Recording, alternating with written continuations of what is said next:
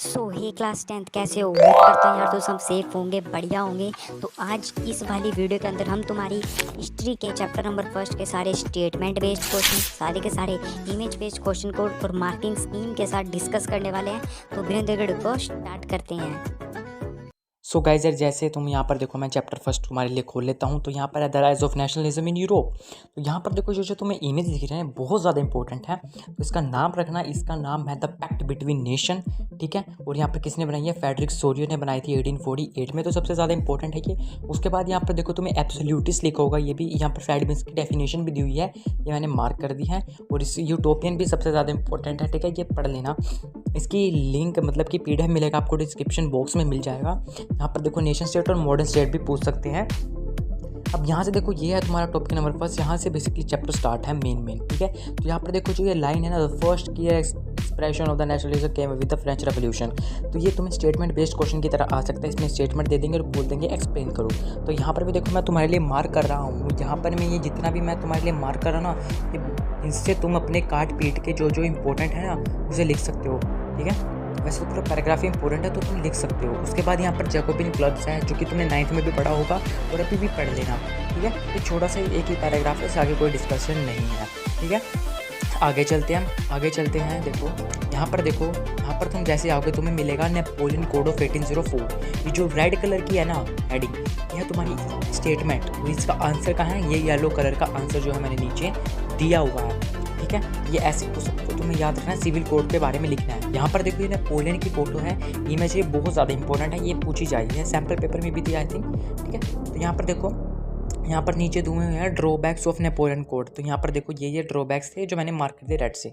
Second topic में देखो, जो फर्स्ट लाइन है ये इंपॉर्टेंट है, यहाँ से डायरेक्ट स्टेटमेंट आने वाला है। ये इतनी इंपॉर्टेंट तो नहीं है, पर फिर भी देख लो, ठीक है। ये यहाँ पर में जो येलो कलर का, ये इसका आंसर है। तुम अपनी तरफ से बना के लिख सकते हो इसमें पढ़ के थोड़ा बहुत, ठीक है। और ये लाइन जो है मैं कुछ मार्क कर रहा हूँ, ये इंपॉर्टेंट है, मैं भी कर देता हूँ।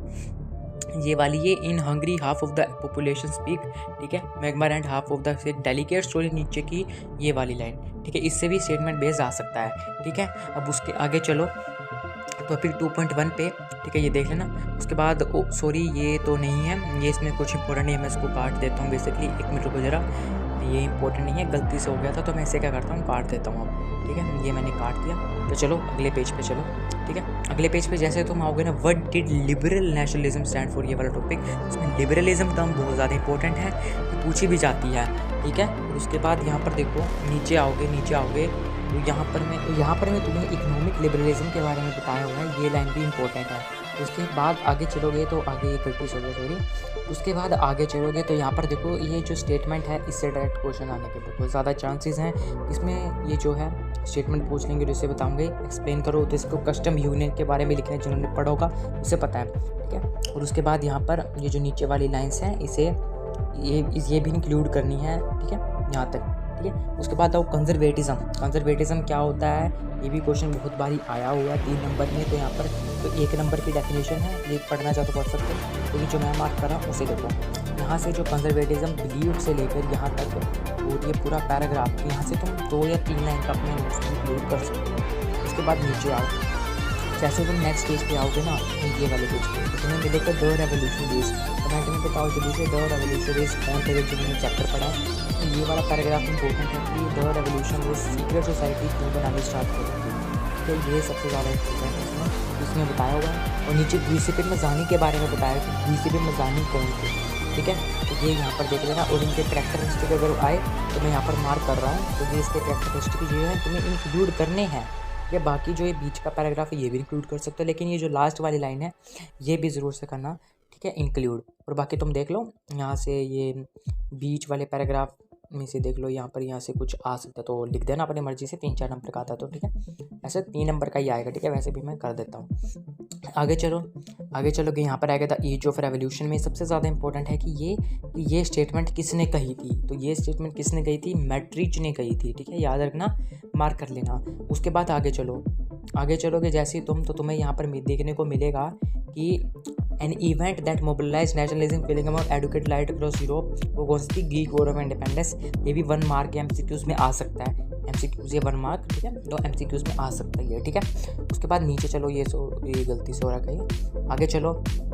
आगे जैसे तुम चलोगे ना, तुम्हें यहाँ पर तुम्हें देखने को मिलेगा वर्नाकुलर लैंग्वेज के बारे में। ठीक है, वर्नाकुलर लैंग्वेज के बारे में यहाँ पर तुम्हें देखने को मिलेगा। तो ये पूरा पैराग्राफ जो है ये तुम्हारे लिए इंपॉर्टेंट होने वाला है। उसके बाद यहाँ पर पोलैंड की जो स्टोरी थी जिसमें रशिया ने अपनी लैंग्वेज को करा था ना, वो सारे इसी पैराग्राफ में दिए। तो यहाँ से लिख सकते हो, यहाँ से स्टेटमेंट बेस्ड ये रेड वाली लाइन से आ सकता है।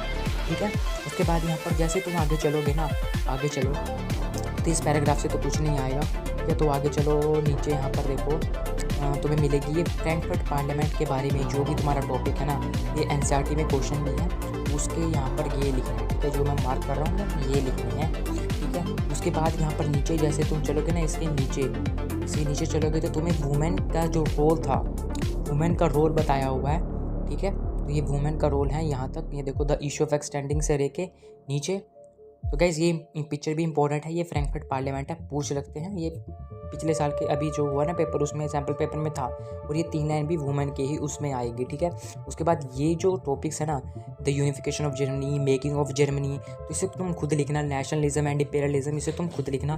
ठीक है, मैं तुम्हें बता देता हूँ लास्ट का टॉपिक जो ये है। ये पेंटिंग है मारियने की, जो किसकी एल्गोरी थी, फ्रांस की एल्गोरी थी। और नीचे यहाँ पर है जर्मेनिया, जो किसकी एल्गोरी थी, जर्मनी की एल्गोरी थी। तो इनके करैक्टरिस्टिक आए तो ये भी साइड में यहाँ पर मैं मार्क कर दे रहा हूँ। ठीक है, तो करैक्टरिस्टिक आए तो देख सकते हो। ठीक है, और बता दूँ गाइस तुम्हें न्यू वर्ड्स याद करने की ज़रूरत नहीं है, ये नहीं पूछे जाते।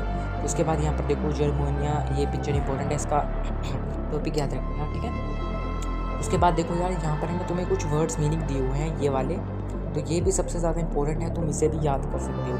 ठीक है, ये भी पूछे जाते हैं बहुत बार, तो ये भी इंपॉर्टेंट रहने वाले हैं।